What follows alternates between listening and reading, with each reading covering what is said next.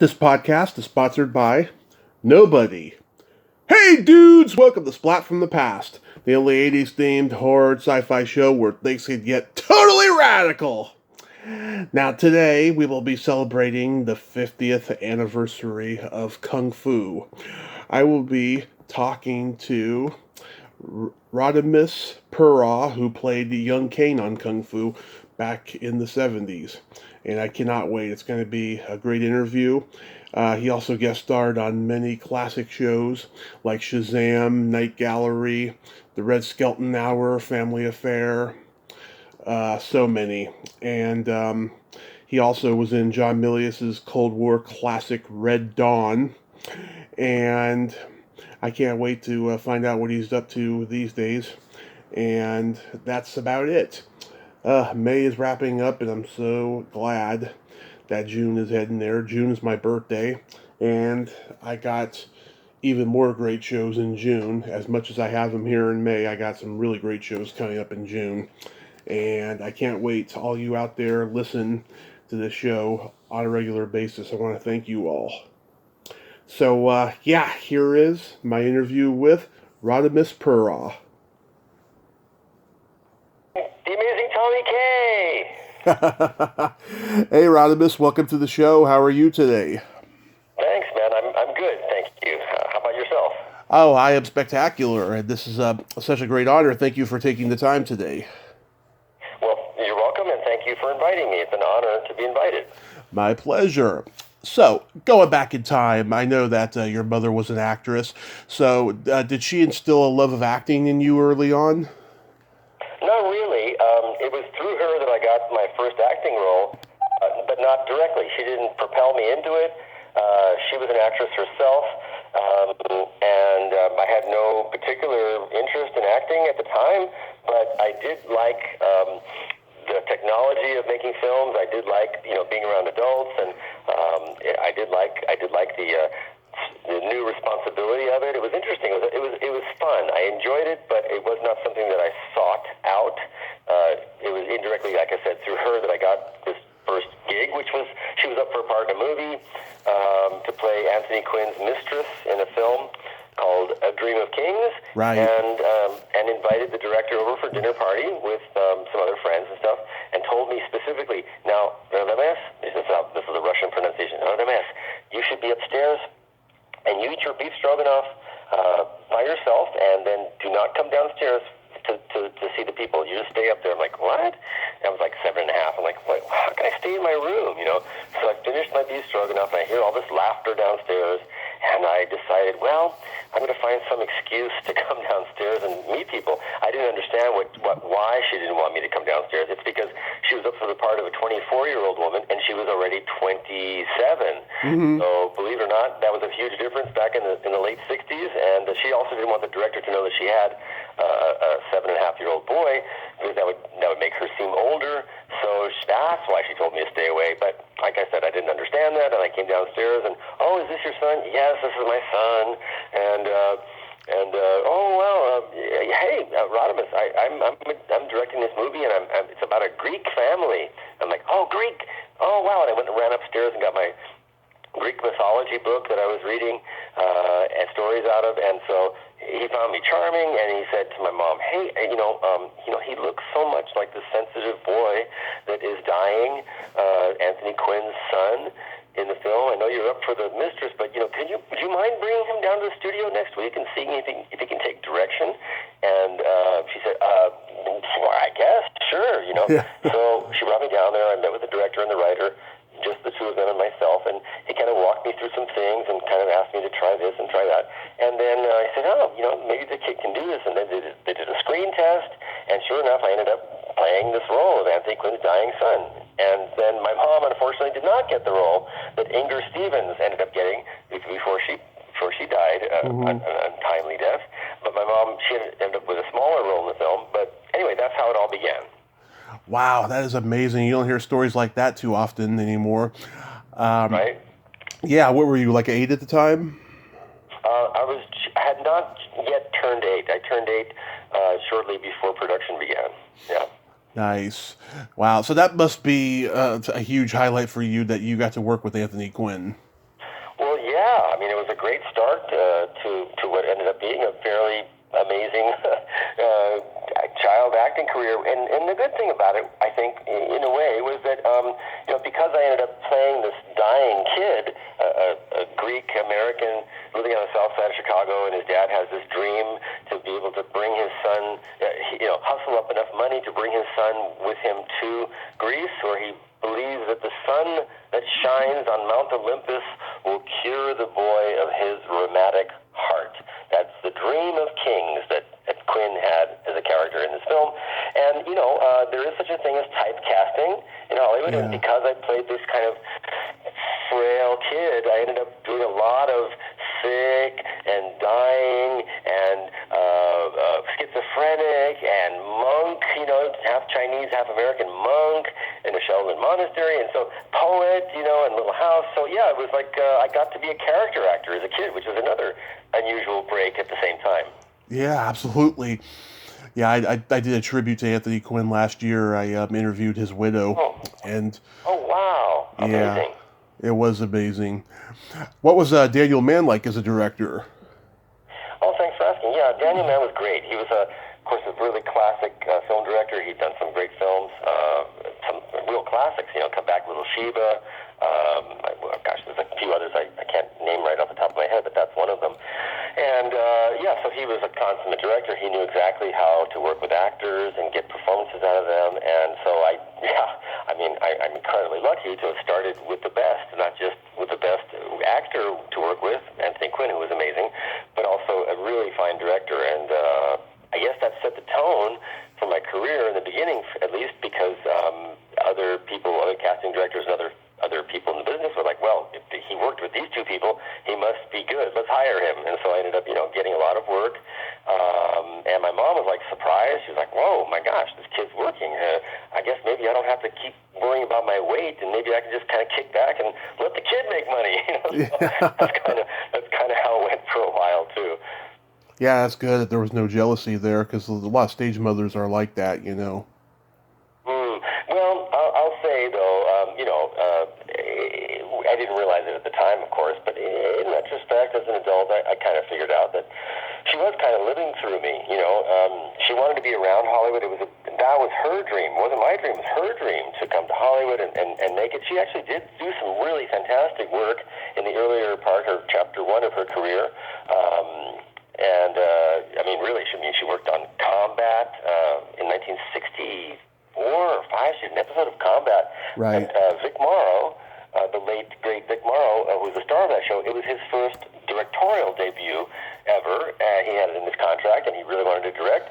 And so he directed my mom in this really incredible episode called A Cry in the Ruins. And that's available on YouTube. You can go find that episode, A Cry in the Ruins, and it's a really incredible story about the Germans, the Germans fighting the Americans in France, and this woman comes out of the rubble and says, "Wait, stop! Please help me find my baby." And so they literally, both sides, lay down their arms to help this woman find her baby. So anyway, so that role was a big deal for her because it sort of put her on the map. And she was working for a while, but she did have problems with her weight, and she was a very pretty woman, Russian blonde, and and stuff. So, but she just struggled with her weight, and she basically, when I started acting, it allowed her to be around the business that she loved, and not having to have the pressures of the business. So in that way, I guess, she lived through me, I guess. I didn't feel it or understand it at the time, of course, but that's kind of what happened, I think. And not the best situation for her, I suppose.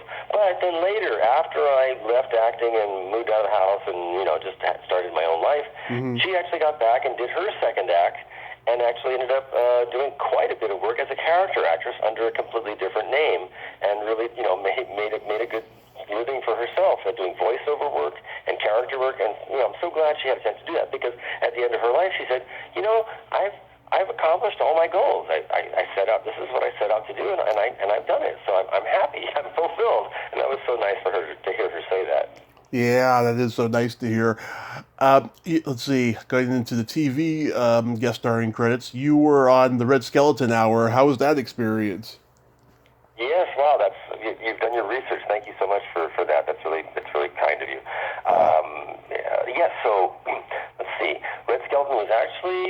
probably one of the first things I did, and it was scary because it was on stage, live, before an audience.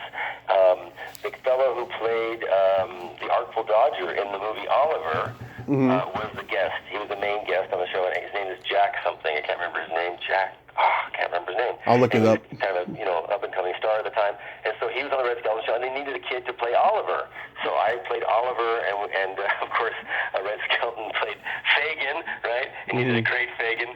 And so we just kind of reproduced some sort of a comedy version of some of the scenes from the Oliver movie, and that was a great experience. I mean, he was amazing, great to work with, such a nice man, and so made it so easy. And I had stage fright because I had never worked in front of a live audience before, so it was really like, whoa, but we got through it, and it was really a good experience. Yeah, Jack Wilde, his name was. Thank you, Jack Wilde, that's correct. Yes. How was working with Bill Cosby on his show? Oh, fine. I mean, oh gosh, I've got a Bill Cosby story that is in keeping with the latter part of his life's reputation.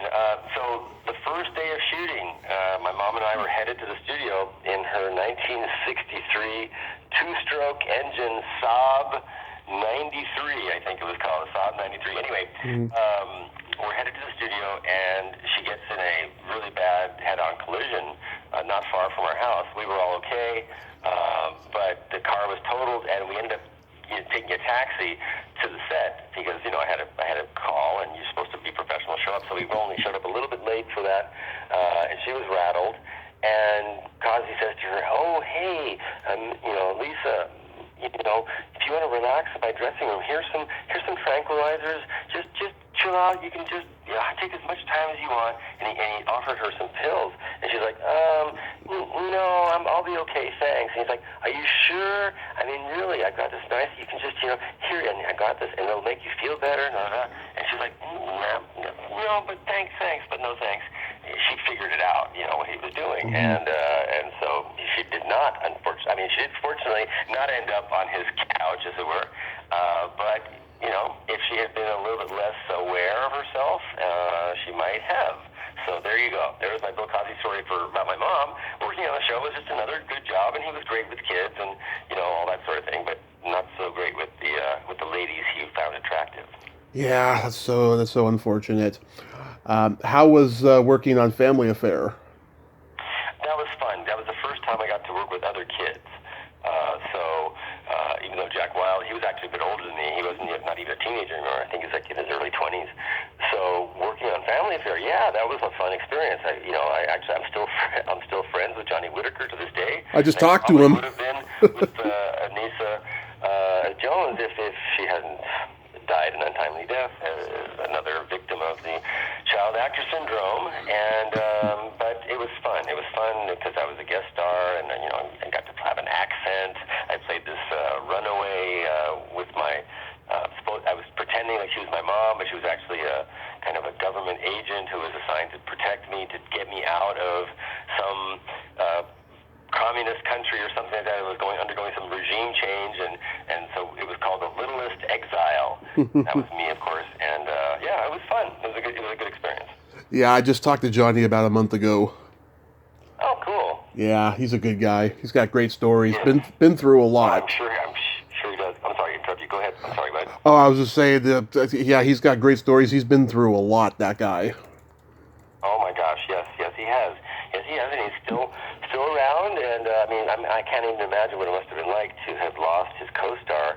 That he was, his sister in the show, and I think that might have even helped him sort of set a course for him to be more aware of the plight of child actors. And he and I both, he was ahead of me in this process, but I joined him for several years working to help change the laws about protections of child actors on the set, to protect the money that they make, to give them, access to counseling and such. And through the efforts of him, Paul Peterson, Mimi Gibson, the lady who played Margaret on Dennis the Menace, Jeannie, I can't remember her last name. Jeannie O'Brien? Oh, sorry.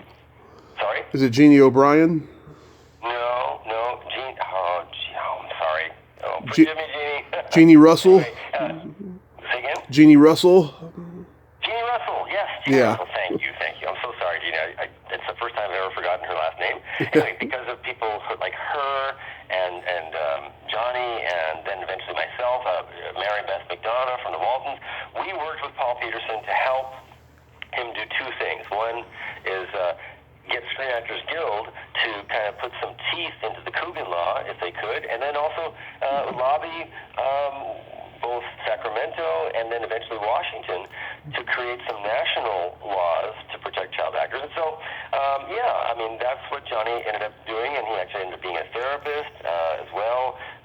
And, you know, child actors don't have an easy time when they reach later teens or early 20s. It kind of changes. It's different for different child actors depending on, you know, what their career arc is like. But about 99.9% of us reach this weird glass ceiling that no one warned us about, no one tells you about it. And in that era, it was before the whole paparazzi Entertainment Tonight media machine around careers and fame.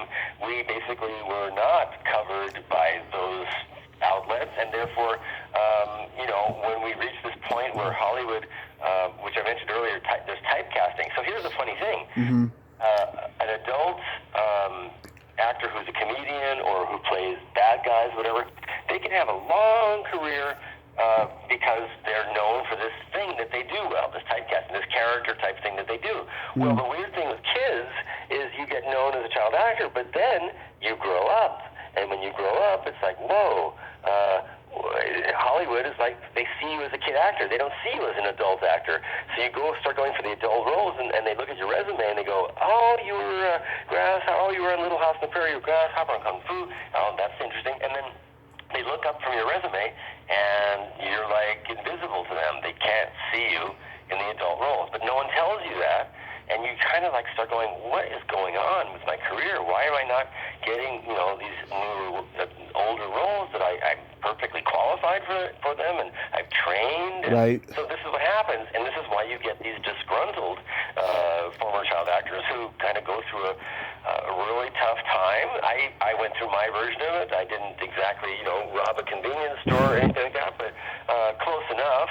I got in some trouble, but that's because once the limelight leaves you, the spotlight drifts off, and you're all of a sudden like going, wait, I can do this role, and you're not getting cast. You get frustrated. You're frustrated. You get angry. You go, whoa, I gave up my childhood, my normal childhood, so I could have a career, and now this career is not being handed to me, or I'm not able to, you know, continue with it, and it's very bewildering, and you feel very powerless. And when you feel powerless, you start doing stupid things sometimes, you know. So depending on how well put together you are, and how good of a parenting you have, and what sort of life skills you have, it can be very challenging. And people get into drugs and die, like Dana Plato, like Anissa Jones, you know, and other casualties that we've all heard of.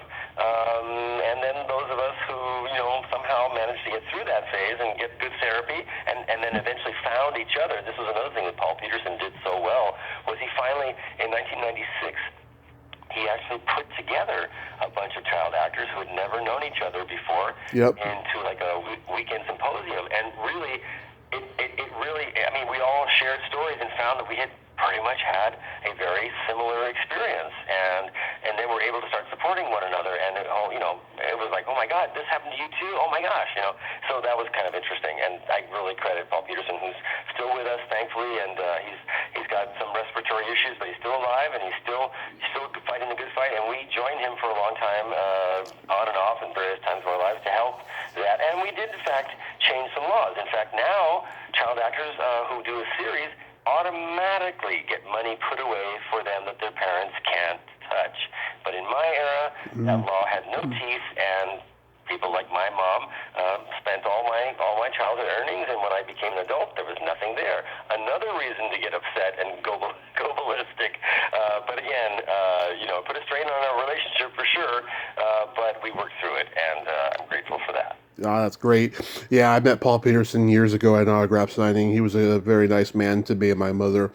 I did talk to Mimi Gibson recently about that whole thing, about making sure that child actors get their money and all of that stuff. So yeah, it's a very noble cause, I have to say. And there's one thing, there's something that exists now. I'm sorry if I'm digressing a bit here, but very quickly, because of these efforts, now there's the Actors Fund, which has been part of Screen Actors Guild for a long time. It's kind of it used to be only just to like help people make their rent if they went through a thin patch. The Actors Fund would pay somebody's rent occasionally to kind of get them through to the next job. Now the Actors Fund, which has been much better funded in recent years, now has an entire division called the Looking Ahead program. And what that is something that we dreamed of when we were helping Paul, and now it is in fact in place, which is basically free financial counseling, free mental health counseling, a place for child actors to go and feel safe and be able to meet each other, do like peer events that are all supervised by professionals, and a place that if a child feels like something's going wrong with their career or their relationship, they can talk to people. And this never existed before. And it has a fundraising event every year. Now I think it's like in its 7th or 8th year at this point, maybe longer. And Darby Hinton is one of the people involved in that. And it's a really well-run place of safety and support for child actors. Now, people think, why do child actors need support? They're lucky. Yeah, we're lucky, but also there's a lot of peril. There's a lot of peril in that profession because you're around adults, you're exposed to the ideas and thoughts and experiences way before you would normally experience that as a normal kid if you weren't in the business. And it's good that there's an arm of Screen Actors Guild that offers support for kids who find themselves perhaps in a bad place at a certain point. But we've all heard the classic stories, and it still happens. And not all kids have access or find out that this exists. And even as recently as Britney Spears, her dad controlled her life for so many years, and how thwarting that was for her, and how painful it was for her.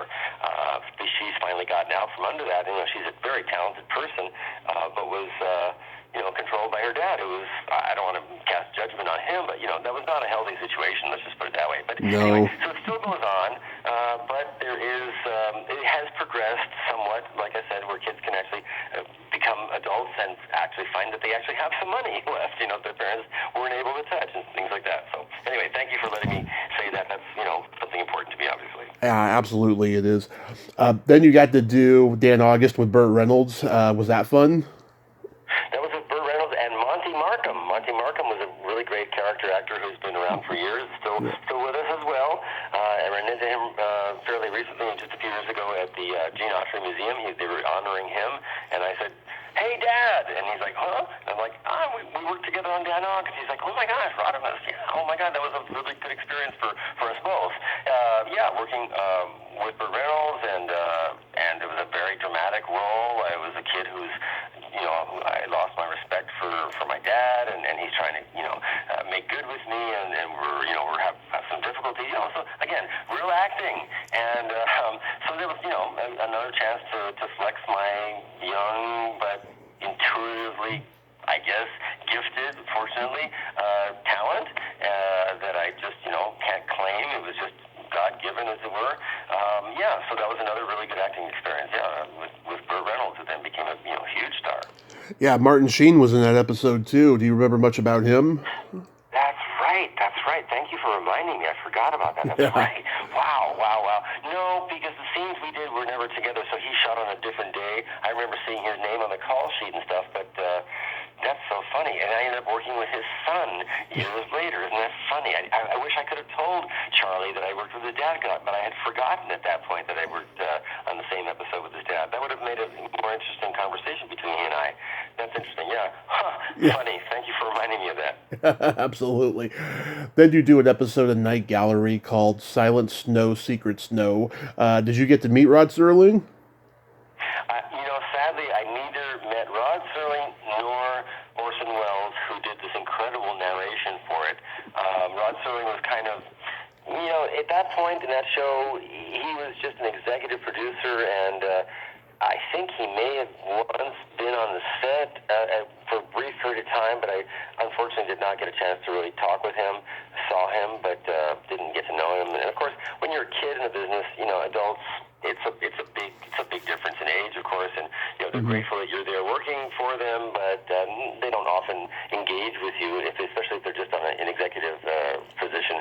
Directors, of course, have to engage with actors. Producers sometimes engage. Writers rarely. Of course, all the other actors and all the cinematographers and stuff, you're working with them intimately every day, so that's a different story. But yeah, sadly, I didn't get a chance. I was a huge fan of Twilight Zone, of course, and what a lucky thing to have been on Night Gallery for sure. That was a very tough role in the sense that this boy is. We don't know if he's. I mean, this is before autism was even diagnosed, so he could have been autistic, maybe. He could have been schizophrenic, or he could have been possessed. Very ambiguous, the story of why this boy starts having these fantasies about snow. He lives in Southern California, but he gradually kind of falls into this fantasy world of snow, which was narrated so beautifully by Orson Welles. And there's a very cool story about that. May I tell you the story about Welles' narration? Absolutely. Okay, cool.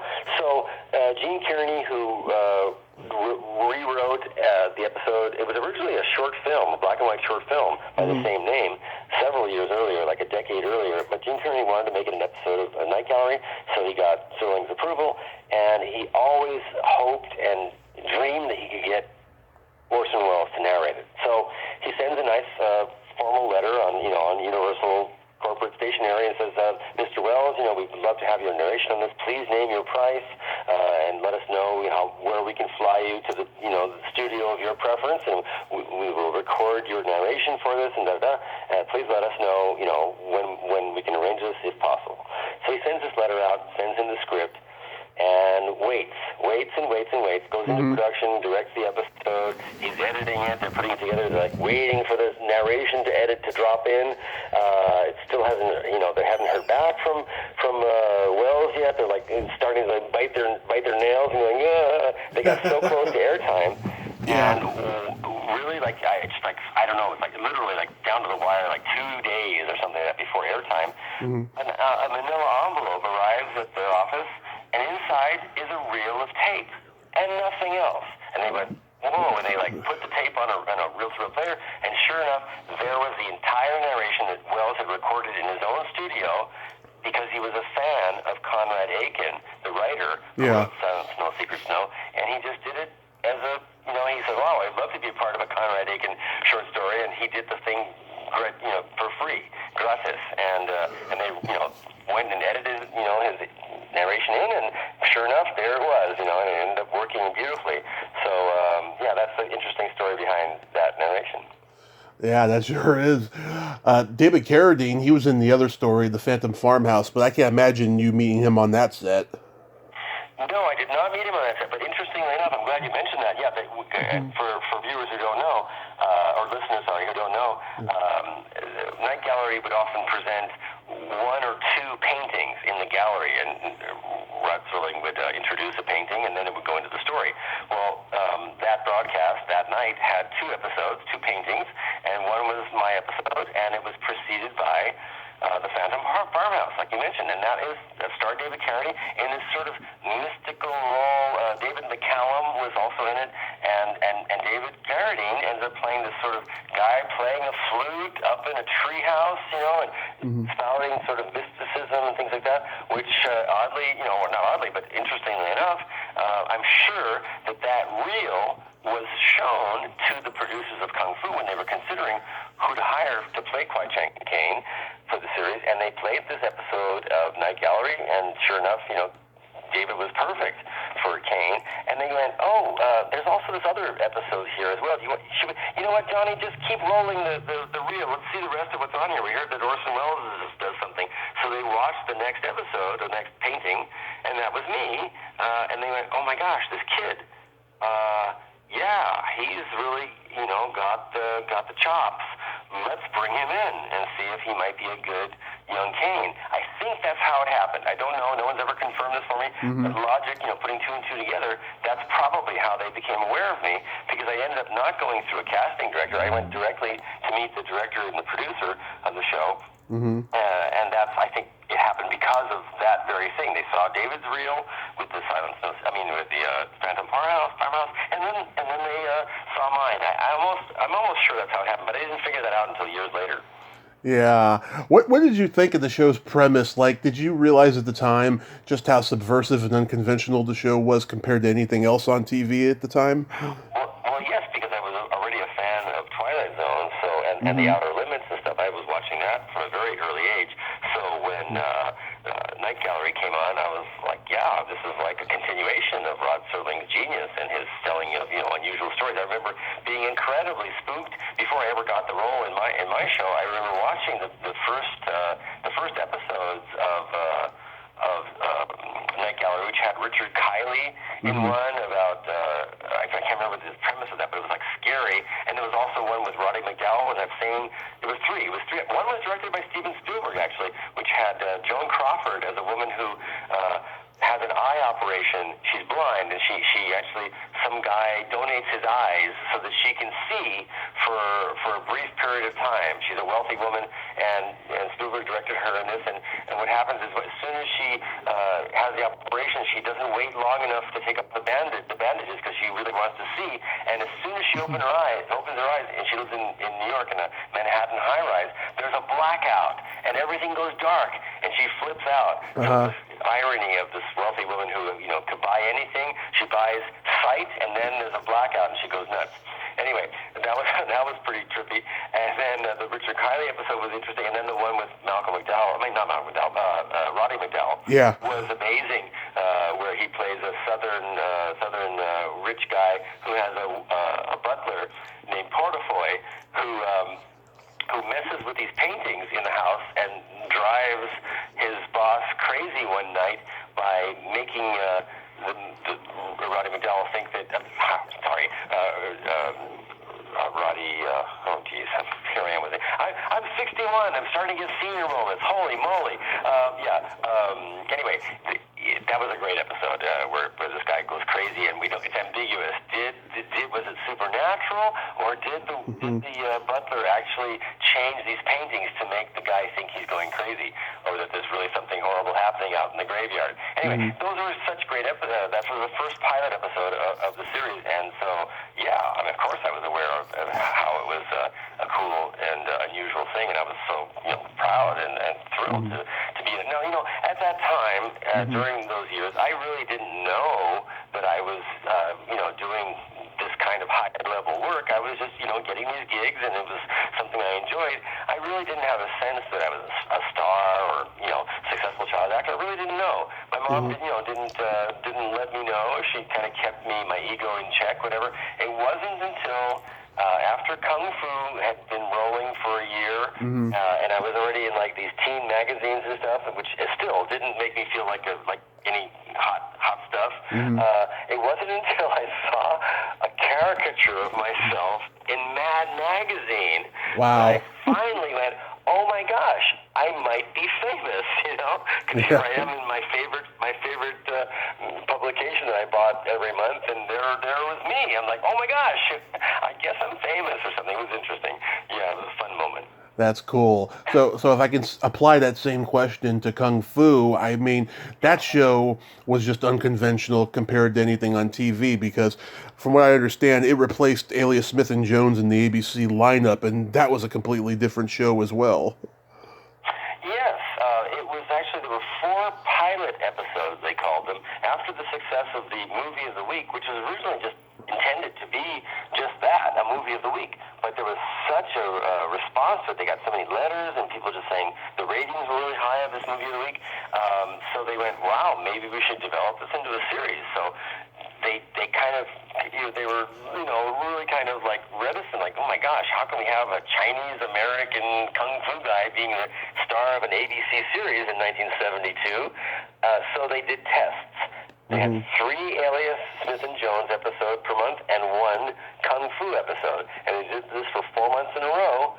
And every time Kung Fu ran, those 4 months, the ratings shot up, and they went, "Oh my God, we have a hit on our hands. Let's go into full production for the end of season 1 and season 2 and then season 3." And yeah, it was a hit #1 show for the entire run, basically. Yeah, that's so cool. Were you really bald on the show? I was. There was a scene in the movie of the week that ended up being the inadvertent pilot, where where I'm being on camera. There's a scene where a monk is shaving Caine's head as initiation into the monastery. Mm-hmm. So I literally had to sit there while a real barber, a Chinese barber, was hired, given a Screen Actors Guild card to be an actor to shave my head, and they shot it all on camera. So I had to stay in character while my head's being shaved, which was kind of that was a challenge in itself, because that was a pretty traumatic thing to be bald in 6th grade, which is what happened. I went back to school after we finished filming, and I had a wig on that the studio was kindly fit me with, but it itched, and I think just before recess, I might have kind of put a finger under my scalp to itch a spot, and the whole thing moved, and some other kids in class went, "Oh my God, Radames is wearing a wig," and the word spread, and by the time the playground activity happened, the school bully had gotten word of it, and he decided to chase me around the school, and I ran from the bully, and I finally tripped and fell, and he came up to me and triumphantly grabbed my wig and pulled it off my head and pointed at my bald skull, and all the other kids came running around and laughing and kind of like in shock, and it was like this, if you can imagine my perspective, it was like this fisheye lens, this really wide-angle view of all these kids going ha ha ha and laughing and in shock and pointing. So it was a very, very difficult moment in my young life, and so for the first season I said, no way, no how am I going to shave my head again. And I had to have a very long process. It took 2 hours to put on the skull cap. I still had to keep my hair short, but not super short, but short enough that it would fit into the skull cap easily. And for the entire first season, I did that. By the time the second season came about, was about to go to production, the producers came to me and they said, Radames, you notice how when we had you move before, you couldn't turn your head. The cinematographer was always saying, move your entire body, Radames. Don't just turn your head, because when you turn your head, you see these wrinkles of where the skull cap is stuck down with spirit gum onto the back of your neck, and it looks fake at that point. So lead with your shoulder. Don't turn your head. And it made me look very stiff and awkward in the role, and I had to I didn't look normal. I looked like some kid who had a back problem or a neck problem. So by the second season, they said, "Oh, Radames, your performance is going to be so much better if you shave your head. We'll give you $100." Because of course I didn't even know what I was making. My mom was taking out my money, so I was like, "Oh, $100, oh boy!" And then I was like, "Yeah, my acting will be better. Oh yeah, okay, I'll do that." So I shaved my head again. What they were actually getting out of that was me on the set for 2 extra hours. Because a kid actor, even back in those days, there was some protection in place. You could only be on a movie set for 8 hours. Right. So 3 hours of that had to be in school. 1 hour of that had to be at lunch. So that's 4 hours out of an 8-hour day. So half the day is already gone with school and lunch. And then 2 hours of makeup to get the skull cap on to look right. That left 2 hours.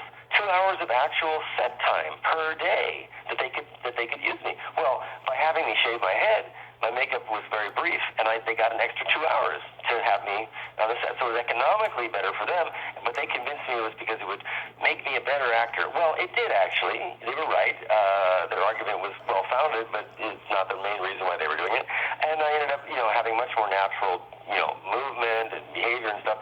But I was 13 years old at that point, and I was in the middle of 8th grade, one of the most difficult, awkward years in anybody's life. And here I was going to public school when I wasn't working on the set. I would go work on the set for 2 days a week, and I'd be in public school for 3 days a week. That was sort of the typical pattern. And I was going to public school, and every young gang wannabe who had older brothers or in gangs, their big feather in their cap would be kick Kung Fu's ass, Let's kick Kung Fu's ass, and we'll tell our brother, we'll get into the gang. Well, I got death up after school, and it was a very trying time, and I literally had to beg my last period teachers to please let me go early so I could get away from the school and onto the bus, the RTD, the Rapid Transit System bus in Hollywood, so I could get home, before this kid was out in the front of the school looking for me so he could, pummel me. So, of course, I had to worry about going to work the next day and not have any broken teeth or something. And so, it was a really rough time. So after the second season, I'm like, I'm not going to do this again. I got teased, and I was a big standout. The only kids who had shaved heads at the time. There was no punk rock at that time. You either had a bad case of lice, or you were suffering from cancer. Those are the only excuses for having a bald head at the time. And the third one being a star of a hit TV show. Yeah. So, I talked to David's daughter Callista a few years ago. Was she ever on set? Sorry, could you mention the name again? I don't know who that is. Oh, Callista Carradine. Yeah. David's daughter Callista. Right. Sorry, I didn't quite catch that when you first said it. I don't remember seeing Callista on the set exactly. No, I remember seeing Free, who was born to Barbara Hershey. Barbara Hershey and David. Yeah, they weren't married, but they had this boy, and he was on the set. She was breastfeeding him on the set, but I don't remember Callista coming around at that time. I worked with Callista later on David's pet project he'd been filming for years called Matahari. He was trying to do a film of Matahari, and he cast Callista in the lead role, and I did some work on that. That's kind of when I got to know Callista at first, and then Callista and I became friends for a while when she was had some troubles going on, and my first wife and I gave her a place to stay, her and her husband and her two babies, for a couple of weeks so they get themselves back on their feet again. And that's pretty much most of my experience with Callista. I still stayed in touch with her over the years, but nothing as intimate as at one time. But no, I didn't know her at the time that I was working on the show. What do you remember about Key Luke? Oh, thanks for asking. Man, what a great person Key Luke was. Oh, gosh. He had such a long career in Hollywood. He was Charlie Chan's number one son in the Charlie Chan movies, because Charlie Chan was played by actually an Anglo, non-Chinese, non-Asian actor. But the other characters were cast, they did cast Asian Americans, and Key Luke was on that show back in the 1930s or 40s, right? So here he is in his 70s, and he's working on Kung Fu.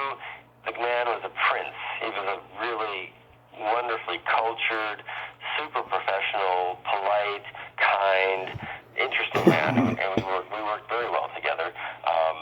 He was also an artist. I didn't know this at the time. I only found out years later that he was actually a very fine visual painter, and he actually did movie posters back in the heyday of Hollywood. That was one of his gigs. His side hustle, as they would call it today, was making movie posters and stuff. So, very talented man, very devoted husband to his wife, and I wished I had stayed in touch with him and established a friendship with him as I got older, but I failed to do so, and it's one of my big regrets in life. Yeah. Do you have a favorite episode of the show?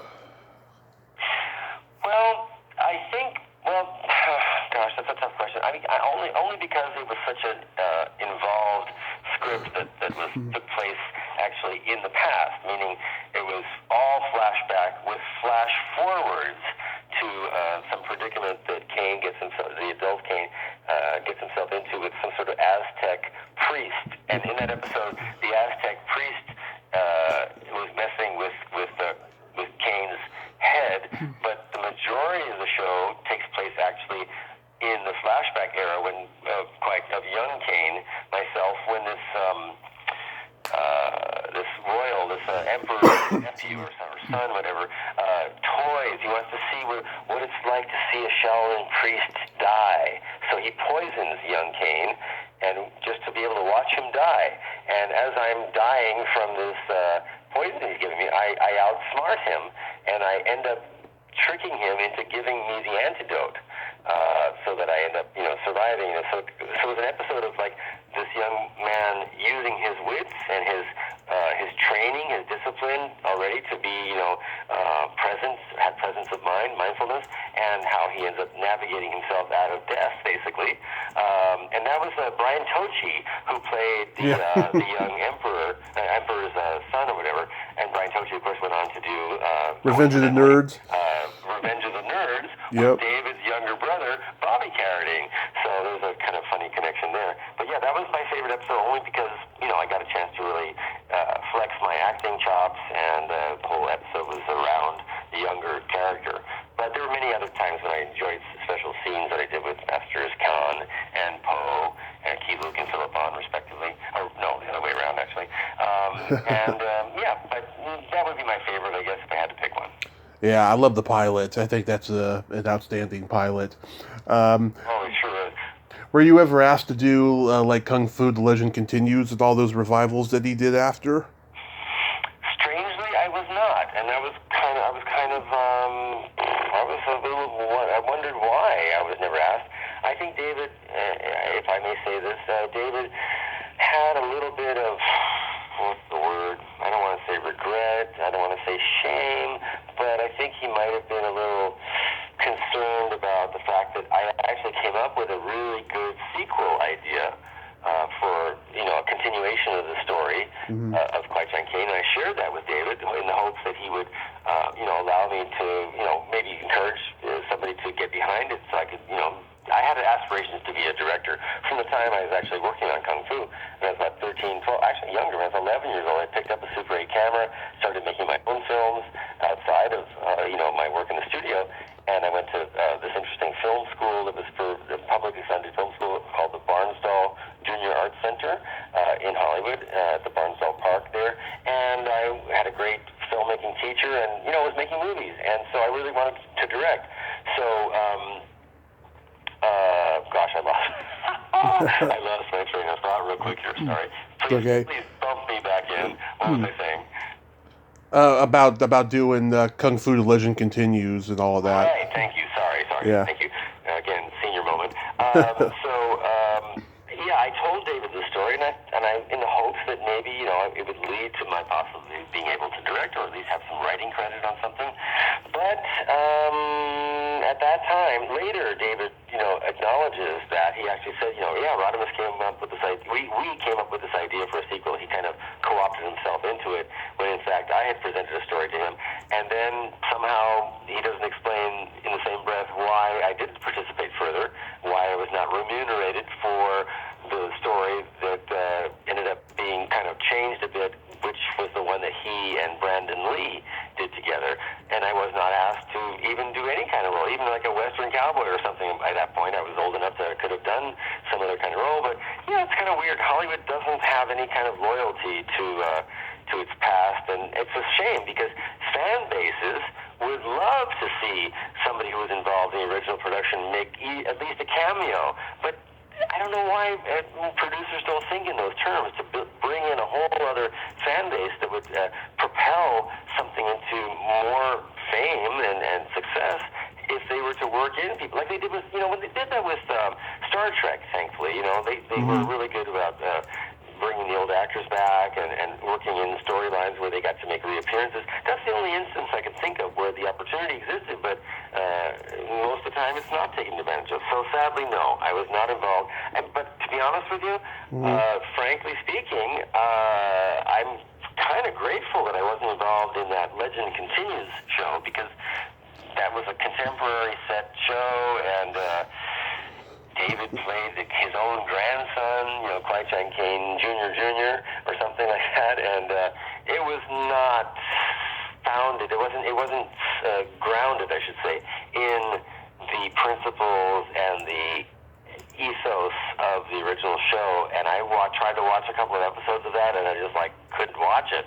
So I guess I kind of dodged a bullet there, not being involved in that, because it would have been really, I kind of feel like in a way I've been sort of the torch carrier for the integrity of the show. The last surviving member of the cast, David, went on to sort of, milk that thing for all it was worth in his life. And I, on the other hand, kind of felt like there was something, for lack of a better term, and I know this is metaphorically speaking, something sacred about the show and my character, and I didn't exploit it in the same way, kind of in a way to sort of preserve the impression that people had of the young Caine, because that's where all the kernels of wisdom in each show appeared within the flashbacks, and I had a reverence for that because I was already studying Asian philosophy and metaphysics and stuff when I was doing the show, and I guess I was fortunate that I didn't get involved in something that would have watered down or diluted some of the power of that character. You did Gidget Gets Married. Do you remember anything about that? Wait a minute. You can't segue from that into Gidget Gets Married. What do you think of what I just said? No, it's okay.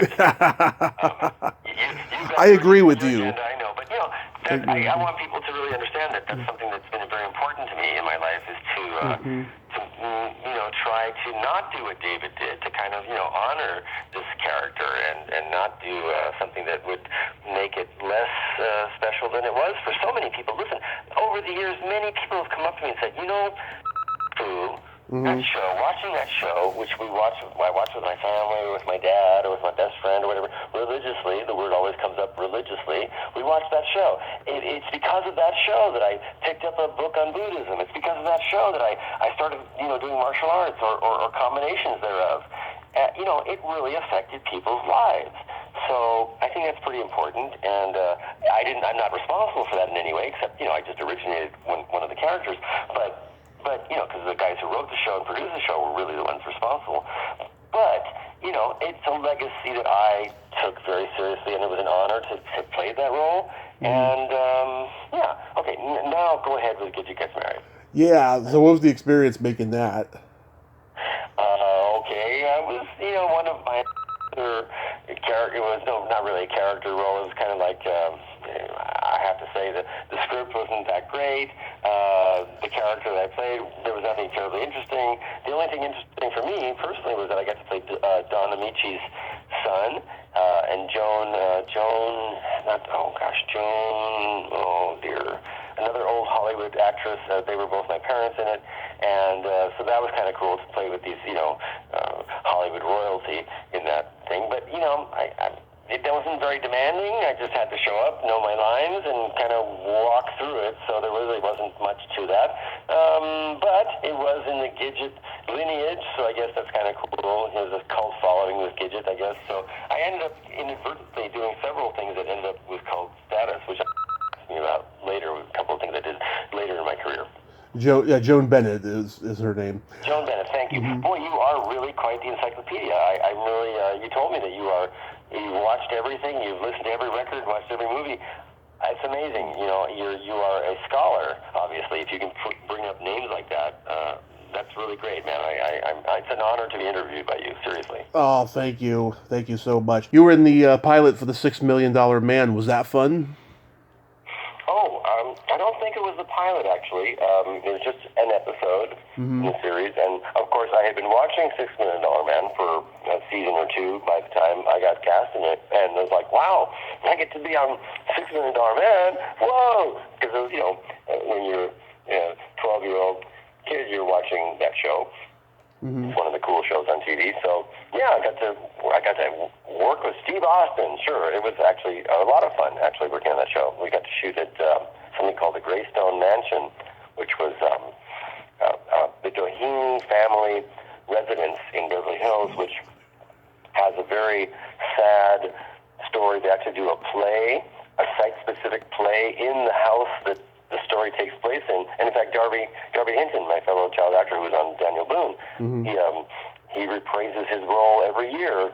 For the last 10 or 15 years, he's been playing the same character at this sort of interactive play that takes place in the mansion, where audiences are divided into 3 different groups, and they follow the actors and follow the story, physically moving from room to room. And I think a very cool thing about the sad Doheny family tragedy that happens, that there were, I don't want to go into too much detail, but anyway, we shot it at that place, which is a very interesting place, and it also, at that time, back then, before it was used as a play site, it was the home of the American Film Institute for several years, so it's kind of cool to be involved in a project that's shot at AFI.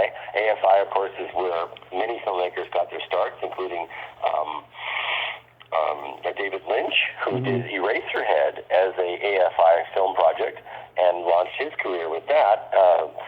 And other filmmakers as well. So, and in fact, I worked at AFI myself in my early 20s as a script supervisor on an interesting project, which tying it into Kung Fu.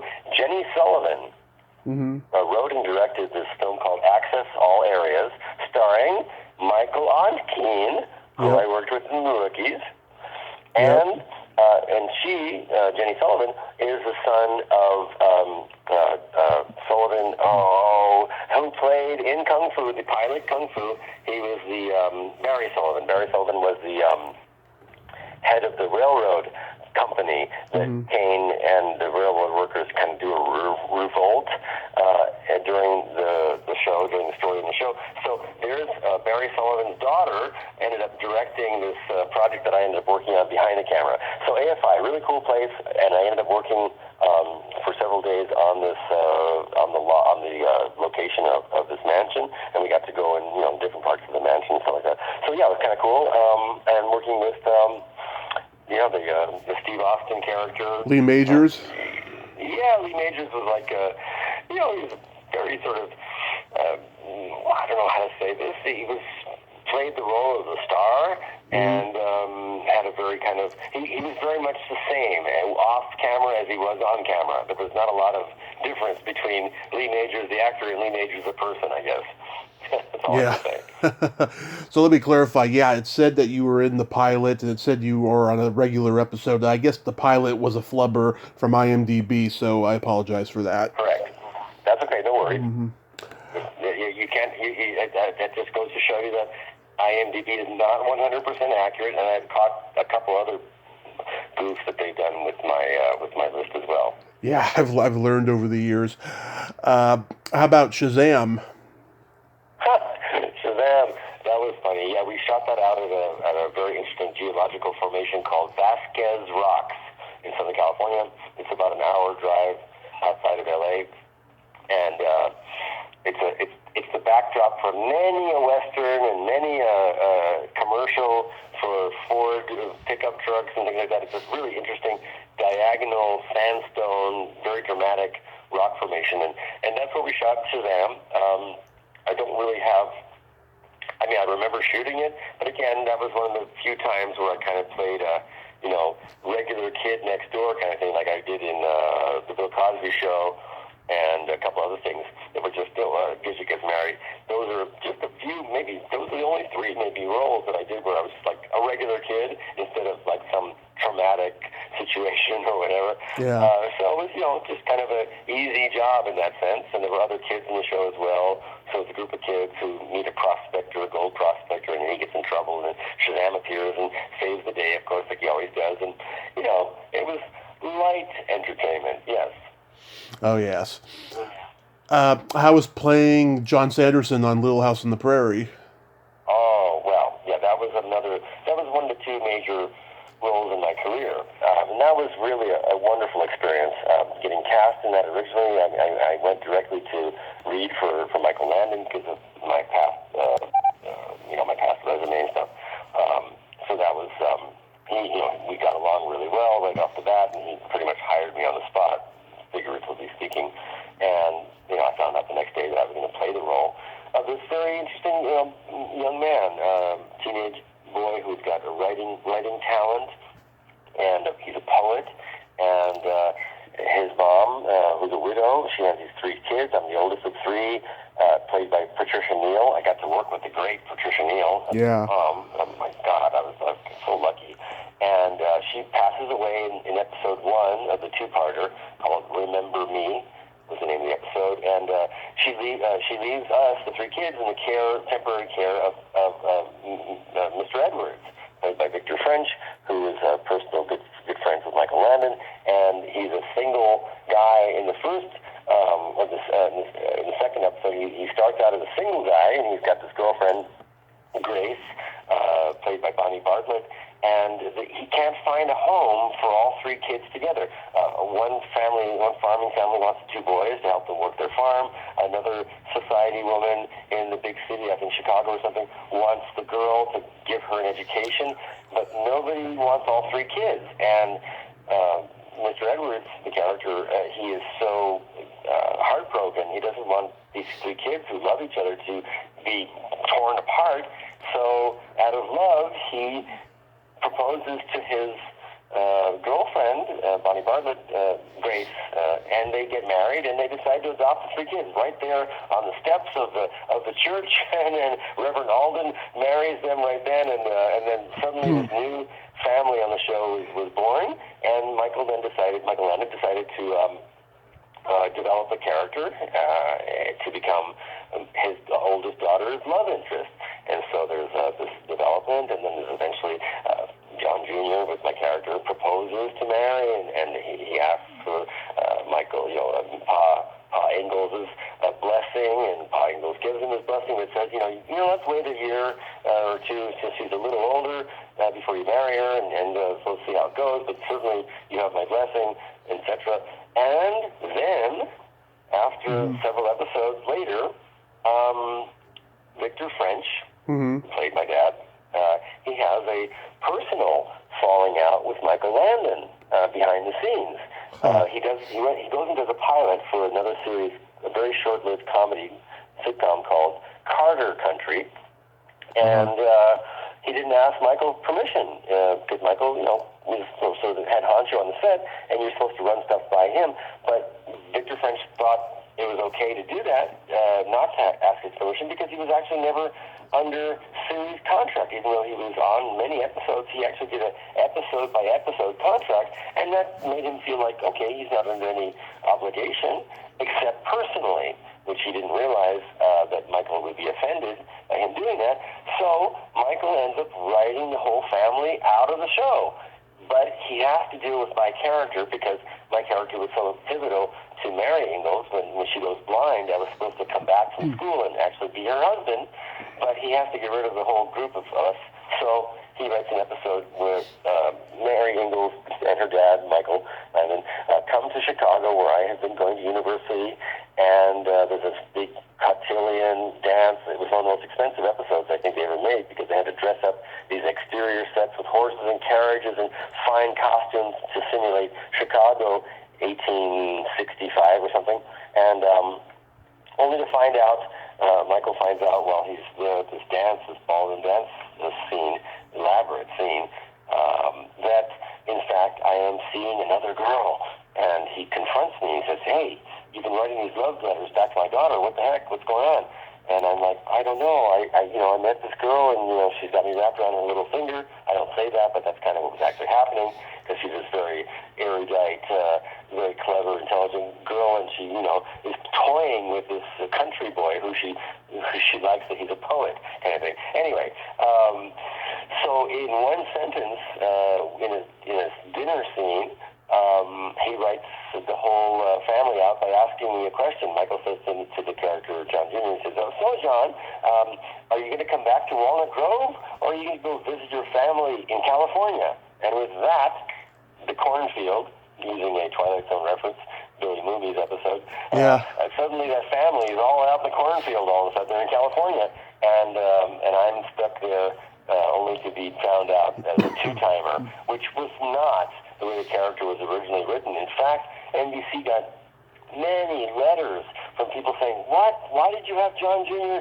two-time married? That's not in keeping with who he was. That's totally wrong. Why?" And people were like dismayed, but it was too late.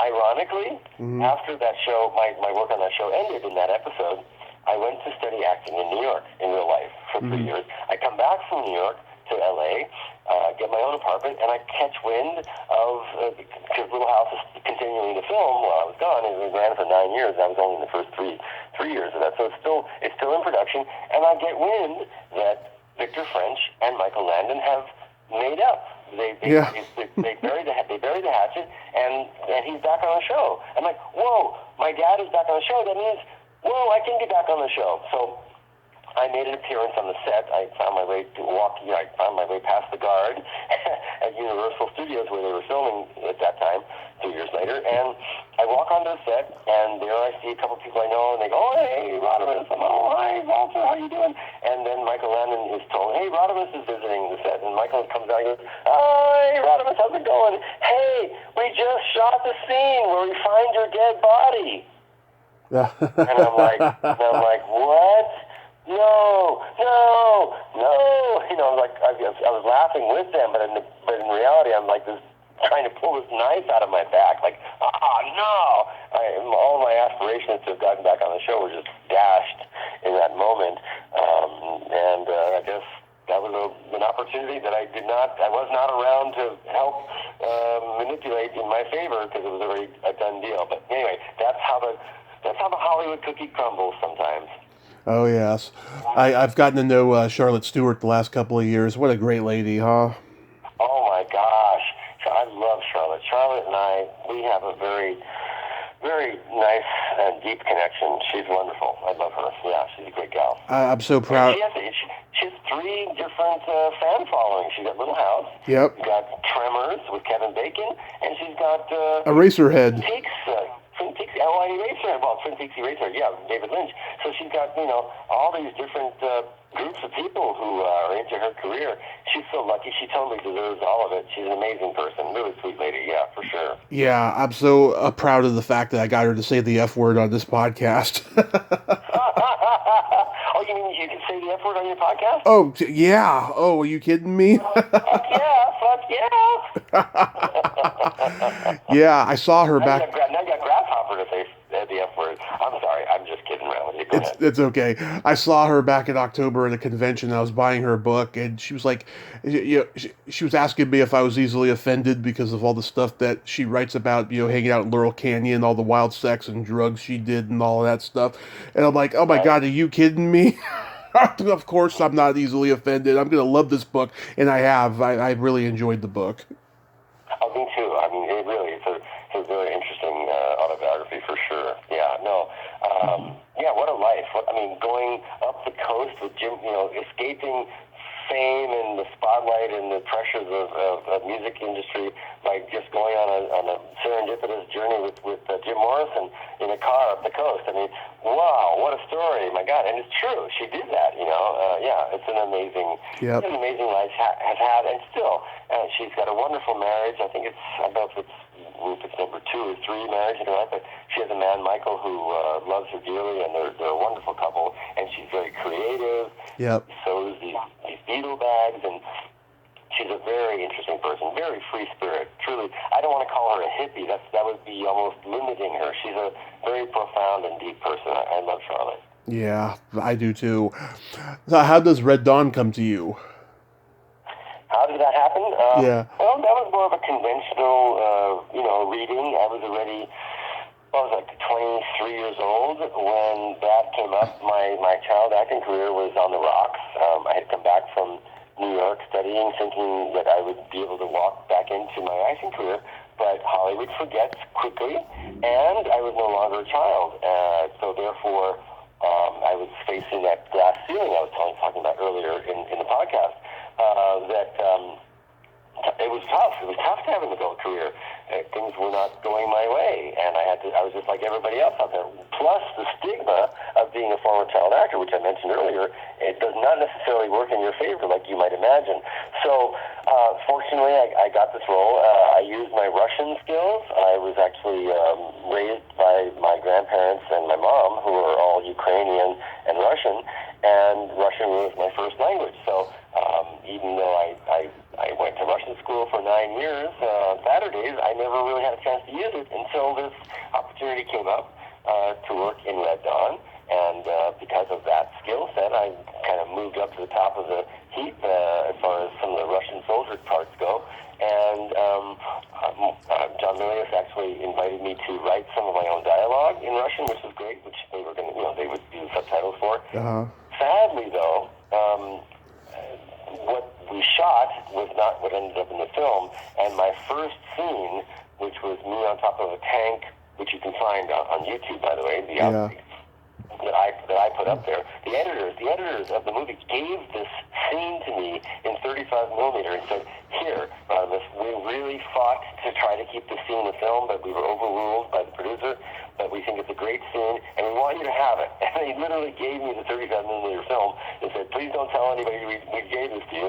And I went and had it transferred to video, and I was able to finally, years and years later, upload it to YouTube. So you can see the first scene that establishes my character, Stepan Gorsky, the radar tracking sergeant in the Russian army. And the scene was shot at a point in the production where the original script was still being filmed.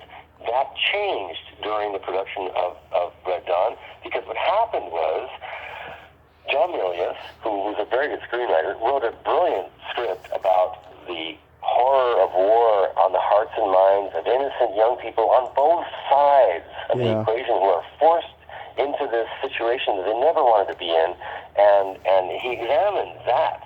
The Russian soldiers and the American kids both don't know why these people somewhere in Moscow or Washington are running the show, and don't care about the people who are actually fighting the war for them. And this is what he wrote about.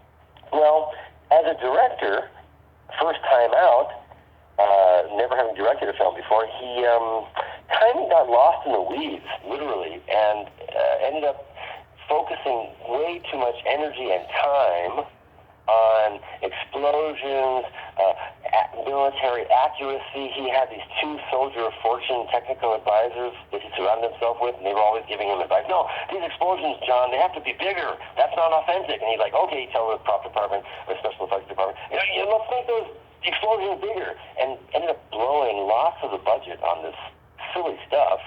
And the producer said, John, we are kind of looking at his watch, metaphorically, we're running out of time, we're not getting the script, we're not shooting as many pages of the script every day as we're supposed to. And they literally started I saw them pulling pages out of the script saying, well, that's not important, rip, that's not important, rip, we won't shoot that today, rip.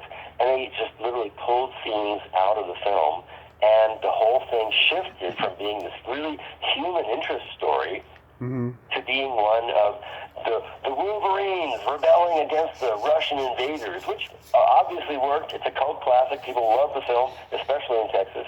Yeah. And, it worked, but it was not nearly as interesting of a film as it was originally written. So I'm grateful to have worked on it, but the other 2 scenes that did remain and that I was in were one with Jennifer Grey, where she plants a bomb in the middle of town as a rebel, as one of the Wolverines, and I was already established earlier in the script, in the scene we shot, as a soldier, and here I am standing outside of this social club, former bar, and I start chatting her up, and she's trying to get away after planting a bomb, and I'm like, hey, I'm flirting with her, and she's like, oh, I gotta go, and I'm like, hey, you come back, you bring girlfriend, she's like, oh yeah, I'll be back, see you, and then all of a sudden, this place I'm standing in front of blows to smithereens, and I get knocked to the ground. I'm alive, but one of my comrades is dead in my arms, and I'm like going, what's going on? Oh my God, get a doctor. And so that scene stayed in the film, and then later, again, completely different situation, completely different wardrobe. I'm tracking the kids up into the snowy mountains, and they ambush my platoon. They wipe everybody out except me, and then they torture me. There's this whole scene where C. Thomas Howell is kicking me, and Jennifer, one of the actors, I think, Jennifer Grey, she rubs a cigarette butt on me, and they're trying to figure out, how did I find them? And they find out that I planted a homing device on one of the Wolverines. And so they're like, oh my God, one of us is a traitor. And so they end up executing both me and this kid, one of their friends, because he betrayed them. And it's a very dramatic scene, and Charlie Sheen tries to shoot, he can't, and so Patrick Swayze picks up a gun and says, I'm going to kill him, and so he shoots me and this other kid, and that was the end of my character. But, it would have been much more poignant had that first scene been in the film, but once again, the Hollywood cookie crumbles a certain way, so there you go. I've met C. Thomas Howell and Leah Thompson at conventions. Very nice people, I have to say. They are. Actually, I had a very interesting experience at a Chiller show. Was it Chiller? No, it was I guess a Hollywood something called. The Hollywood show? The Hollywood show, yes. The Hollywood show took place at the airport one year, and I was there I don't think I was signing autographs that time. And actually, it wasn't at the airport. It was actually in Hollywood at the Holiday Inn Hotel. Anyway, so C. Thomas Howell was there, and so is Ralph Macchio before Cobra Kai. And I had a chance to actually meet Ralph Macchio and say, hey, guess what?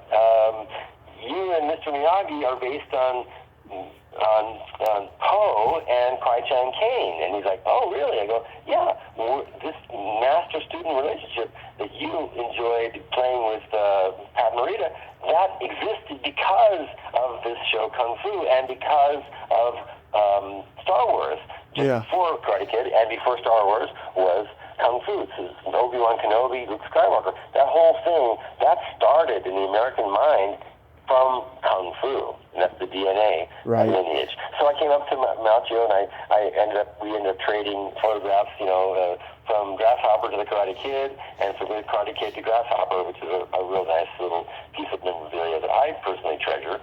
And at that same show was C. Thomas Howell. Now, C. Thomas Howell was a very young actor when he did Red Dawn. Right. And when they're torturing me, he didn't do a very good job of pulling his kicks, shall I say. Yeah. And he kind of really launched into me a couple of times. Actually hurt my ribs pretty good during one take. And no one told him not to, no one told him to ease off. And I'm like, I tried to talk to him and say, can you get Thomas Howell to not hit me so hard?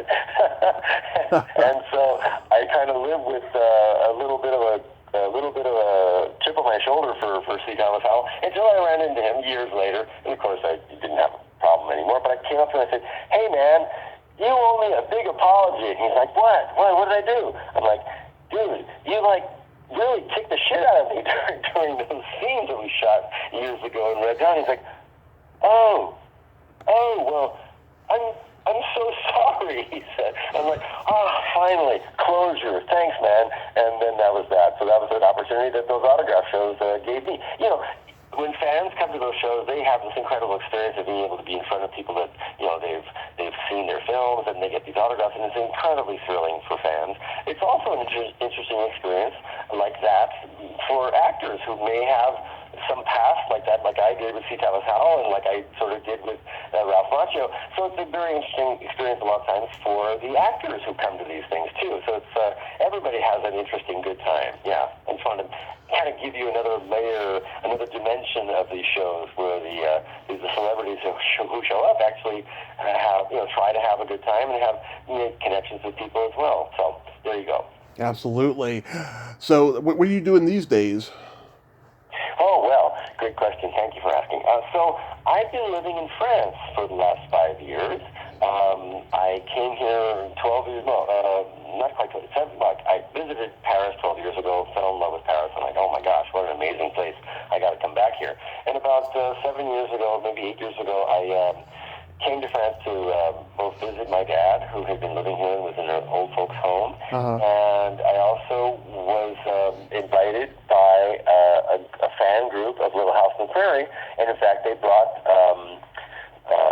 Charlotte Stewart, Karen Grassley, Alison Arngrim, who played Miss Beadle, Ma Ingalls, and Nellie Olson, respectively, and myself. I was the one guy from the cast, and they flew us out to France, and they put us up in a hotel in Paris, and then they gave us train tickets and brought us down to Toulon. Toulon is on the Mediterranean coast of France. It's a known city, but it's near Caine, between Marseille and Caine. And this is where this fan convention thing, just for Little House, it was a 3-day symposium type thing, happened. And at that time, I met who's to become my second wife. And so we started this long-distance relationship. She moved to the U.S. eventually, and we got married. And we had a kid, and then I realized that because both of my parents had passed away by that point, that I wasn't going to be able to offer my daughter a very rich family life, because I didn't really have any close direct brothers and sisters, and no parents. But whereas my wife, actually my ex-wife, sadly,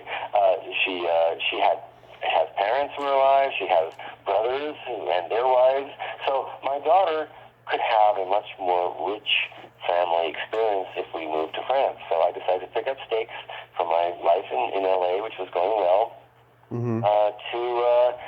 to move to France for my daughter's sake, which I don't regret for a second doing. She is having a much more rich life here, and in the same time, I ended up, moving to France and fulfilling one of my dreams, which was to live here. So I've been here for 5 years now. I didn't know a word of French when I moved here, but I've been learning. It's a tough language, especially at my age. Any language is tough for older folks. I'm 61 now, and I was 55 when I moved here. So, so it's been an interesting ride, and I found that of the few things that I can do, not being fluent in French, which the French really require you to have fluency to work any sort of job or run a profession or something. So the only things that actually worked, that actually rose to the top of the list real quick, was either teaching English to French people or elocution. I gave elocution lessons to a couple of people, which was really a lot of fun. But the other thing that's really viable is the tourism industry. So I've learned a lot about the Champagne district that I live in, and every day, 5 days a week, I should say, I pick up people at the train station in Reims, or it's actually called Reims, which it looks like Reims, which is 2 hours by car east of Paris, not too far away, and I pick people up and we go on a whole tour of the Champagne industry. We stop at Moet and Chandon, and we stop at Veuve Clicquot, and we stop at all these really cool places, and I teach people about what Champagne really is about. And it's fascinating, and people love it, and it's a dream come true for a lot of people. It's like their bucket list to visit the Champagne area and drink Dom Perignon at the Dom Perignon Champagne House. So it's a lot of fun. I've been doing that now since before COVID happened. Of course, everything went on pause for everybody planetarily when COVID happened. But now it's picked up again. Tourists are back, and so it's a lot of fun. So that's what I've been doing. It allows me to talk with my countrymen. I get Americans a lot of times. I get Australians and British people, but also Americans, and get to speak English, and they're always happy that there was a person that they can understand giving them a tour, doesn't have a thick accent, and so it's a very fulfilling experience. It's a whole new chapter of my life that I never would have expected doing, but I get to use some of my acting skills. Once in a while, I bring up the fact of my past, and it thrills my clients who had no idea that their guide was this person that they used to watch on TV, if they're old enough to have done so. And so it's fun. It's a fun thing. I enjoy it. Thanks for asking. Oh, my pleasure. God bless you. I'm so glad that your life is so fulfilled at this point in time. Do you have any upcoming projects or anything? Are you by chance writing a memoir? Because you got so many great stories. Oh, thanks. That's so sweet of you to ask. I actually am writing memoir. I'm looking for a publisher and or a literary agent, which is much harder to find than I had known. Yeah. But that's okay. I'm still writing. I'm still editing. But I need a good editor. I need a good agent, and I need a good publisher at some point. I don't want to self-publish. I could on Amazon. A lot of people self-publish and they do well. I'm kind of holding out still for something different. But maybe I'm doing myself a disservice by waiting. I don't know. We'll see. I do have some great stories. I mean, it's a generational story. It starts with my mom being born into World War II, being captured by Germans. Her family was captured by Germans. She was in concentration camps when she was an infant. She survived that, more or less, and then came to America at 8 years old, knowing English because she was in the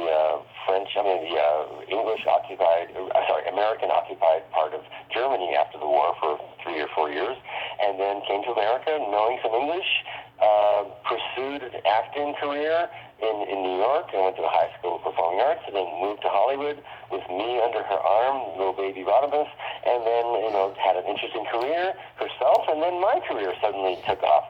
And so it's a kind of it deals with the interior life, the traumas and tribulations of war, being an immigrant, being suddenly thrust into new situations. So I'm trying to write it from a very deep perspective.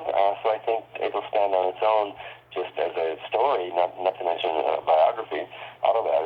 So yeah, it's a fascinating story, really, and people who have told parts of it too are like, wow, that's amazing, my God, thank goodness you're writing about this stuff. So if someone is lucky enough to become my agent and publish my book, that'll be something that they'll make money, and I'll make money, and it'll launch yet another chapter of my life, which I hope to do. But in the meantime, after being a home theater designer to the stars for 27 years, after my acting career fizzled out in my 20s, I did 3 home theater systems for Johnny Depp in 3 different homes. I did 2 homes for Nicolas Cage. I did Robert Downey Jr.'s home. I did Sharon Stone's home. I did Chuck Norris's home. I did Ben Stiller's home. And that was all before I moved to Portland and ended up working through the entire executive branch of Nike, including Phil Knight and his wife. I did 3 homes for the co-founder of Nike, the CEO, and worked my way, like I said, to all the other executives there. And it's been an interesting ride. And I finally retired from that when I moved to France. So, I've got more tricks up my sleeve, by golly. And it has been an interesting life, so I hope people will be interested enough to read it when it finally does get published, and thank you so much for the opportunity to talk about it. That is so awesome. Radames, thank you so much for taking the time today, and many more blessings to you. I will be keeping my eye out for that book when it does come out, and it will come out. Thanks, man. It'll have Grasshopper in the title, for sure. Awesome. Well, you have a great day, and please stay safe. Hey, Tommy, thanks, man. It was an honor. You're a good interviewer. I had a lot of fun, and really appreciate it. Thank you so much. My pleasure, sir. Okay. Bye-bye. Okay, bye-bye. That's it then. All right. Yes. Thanks again, man. Absolutely. Bye-bye. Hey, take care of yourself. Bye-bye. Thank you. Well, there you have it. Radames Pera. Ain't he a cool dude? Very nice man. I'm so glad that we got to talk today, and that book will come out because he's got great stories there. Long live young Caine. Well, until next time, this is Tommy Throwback Kovac saying there's no shame in living in the past because the present sucks. Later, dudes.